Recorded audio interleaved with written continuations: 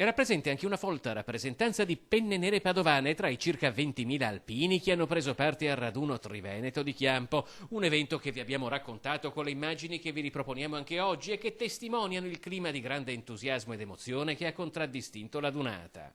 Una partecipazione testimoniata anche dalle lunghe fila di automezzi all'ingresso della vallata del Chiampo per la massiccia affluenza che ha caratterizzato come sempre la festa degli alpini del Triveneto.